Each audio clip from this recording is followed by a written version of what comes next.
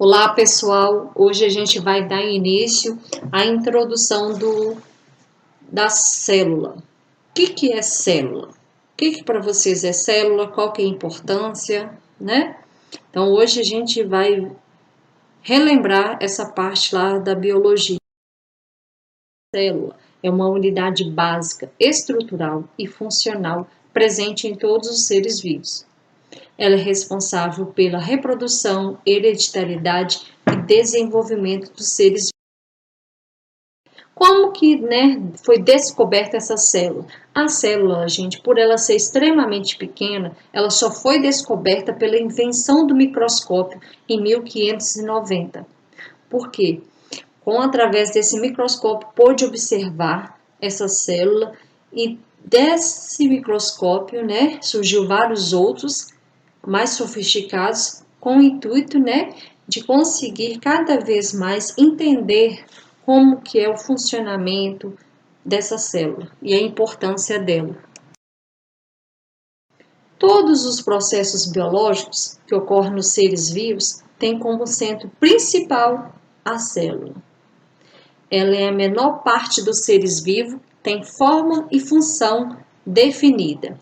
Cada célula no nosso corpo, ela vai exercer uma função específica. Os organismos, então, eles podem ser divididos em autótrofos e heterótrofos. Os seres, autótrofos, eles produzem seu próprio alimento, ou seja, eles obtêm energia a partir da luz solar e do dióxido de carbono, presente na atmosfera.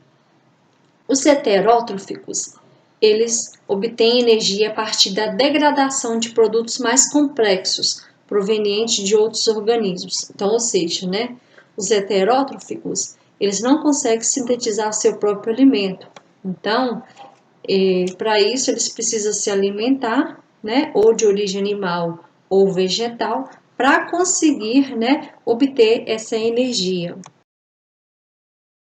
Se a gente for olhar essa imagem, a gente vai, entender como que funciona a estrutura organizacional das células. A gente tem os átomos, esses átomos eles vão se ligar, formando assim os monômeros. Esses monômeros vão ligar através de ligações químicas e interações inter e intramoleculares, formando as macromoléculas.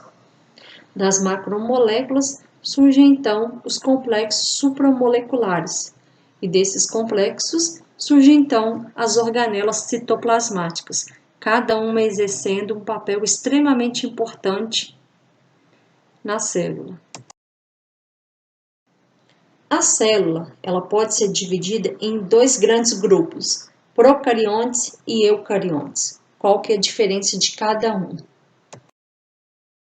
Célula procarionte, gente, a gente vai perceber aqui através dessa imagem que ela vai ter o material genético espalhado, olha, no citoplasma. Então, ou seja, não vai ter uma membrana, um envoltório nuclear. O material genético está todo espalhado dentro do citoplasma.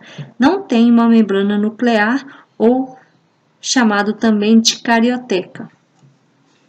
São células que não possuem uma fina pele que envolve seu núcleo, cujo nome é chamado de envoltório nuclear ou envelope nuclear, responsável por manter o material genético reservado, DNA e o RNA.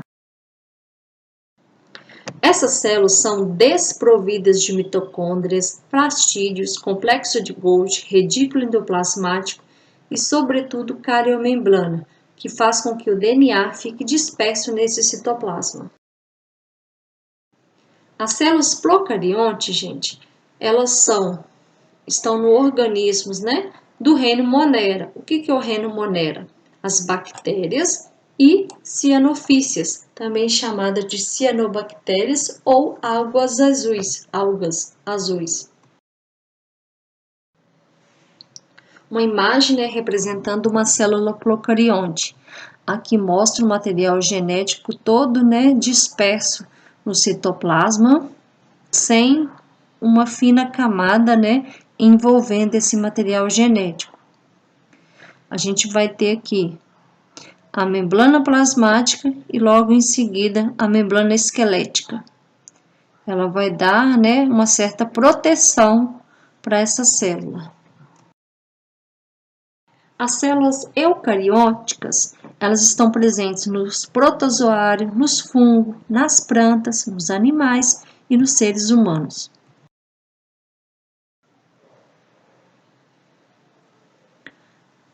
A imagem da célula eucariótica vegetal, ela é diferente da célula eucarionte animal. Por quê? Na célula eucarionte vegetal, além da gente ter a nossa membrana plasmática, a gente vai ter a nossa parede celular. Essa parede celular, gente, ela também pode ser chamada de membrana esquelética celulósica. Ela dá proteção, né? E tudo, né, que está no meio externo para o meio interno. Então, ela serve como proteção dessa célula. E, além disso, também vai ter a organela citoplasmática chamada de cloroplastos. Esse cloroplasto que vai realizar a fotossíntese, responsável, né, por produzir energia para as células eucarióticas.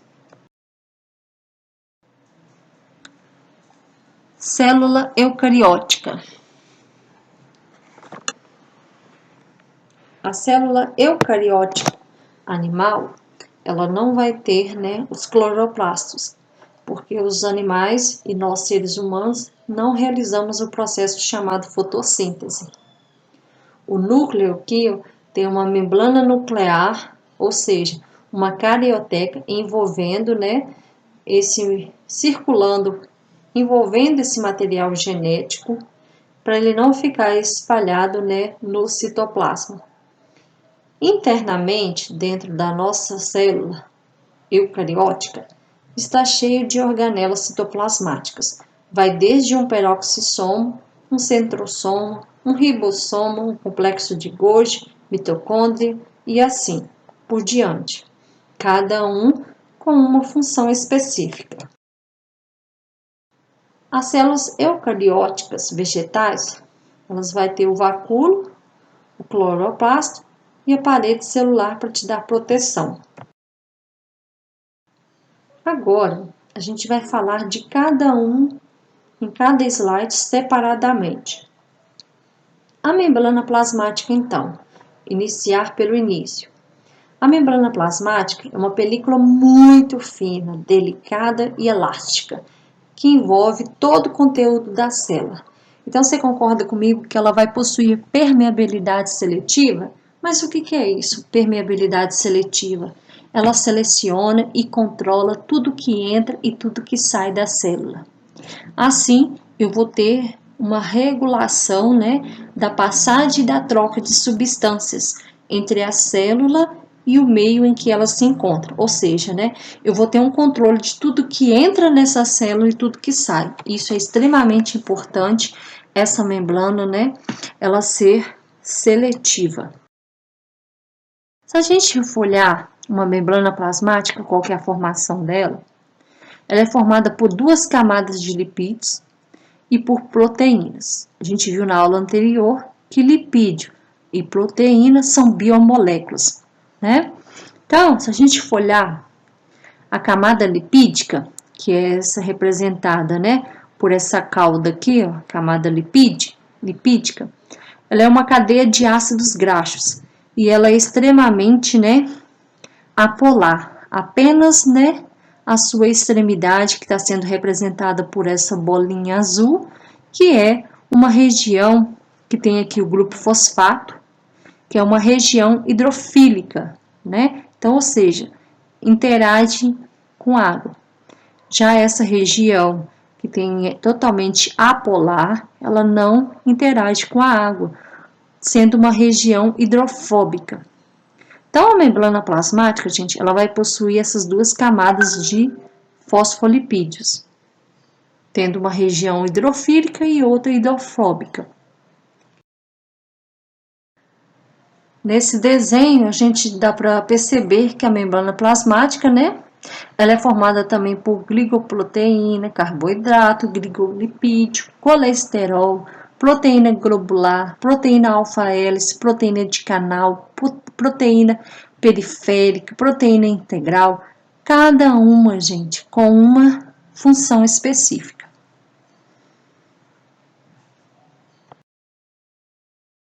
O citoplasma. O citoplasma, gente, ele se encontra entre a membrana plasmática e aqui, ó, estão espalhados no citoplasma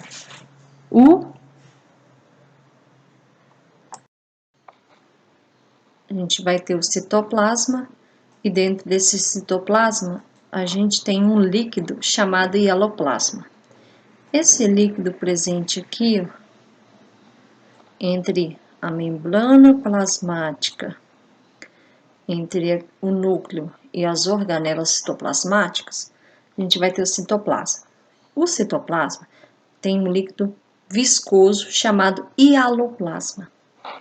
Então, se a gente for olhar para essa segunda imagem aqui, a gente vai ver a membrana plasmática, o núcleo, né? E o citosol. Esse citosol, esse material presente na região interna, né, da nossa membrana. Então, o que é o citoplasma? Compreende o material presente na região entre a membrana plasmática e o núcleo. Ele é constituído por um material semifluido, gelatinoso, chamado hialoplasma. Se a gente for pegar a composição do hialoplasma, a substância mais abundante é a água. Então, no hialoplasma ficam lá imersas, né, as organelas celulares, ou também chamadas de organelas citoplasmáticas. Mas, o que são, então, as organelas celulares? As organelas celulares são estruturas extremamente importantes que desempenham funções vitais, diversas, como digestão, respiração, excreção e circulação. Nesse quadro, a gente vai ver, né, várias organelas citoplasmáticas e suas funções. Nos slides posteriores, a gente vai ver, né, cada uma mais detalhada, né? Aqui está de uma forma resumida. Quando a gente pega, né, uma organela, por exemplo, um núcleo, qual que é a função do núcleo? Síntese da maior parte do DNA e do RNA. Mitocôndrio, produção de energia através da respiração celular. Os cloroplastos, fotossíntese em plantas e algas verdes. O redículo endoplasmático, síntese, armazenamento e transporte de substâncias. O complexo de Golgi, secreção de proteínas e ligação de açúcares a outros componentes celulares. Os lisossomos é responsável pela digestão de partículas extracelulares. Os peroxissomos, metabolismos de peróxido de hidrogênio, que é o H2O2. O ribossomo, síntese proteica. Membrana plasmática, a gente já viu, separar entre o meio interno e o meio externo. Parede celular, proteção. E vacúolos, armazenamento de substâncias tóxicas. Vamos começar então, né, falando da mitocôndria, que é uma organela citoplasmática extremamente importante, porque é a partir da mitocôndria, né, que ocorre a respiração celular. Elas são delimitadas por duas membranas, e essas membranas, gente, elas são lipoproteicas. Significa o quê? Tem proteína e tem lipídios. A membrana mais externa, ela é lisa, e a interna apresenta numerosas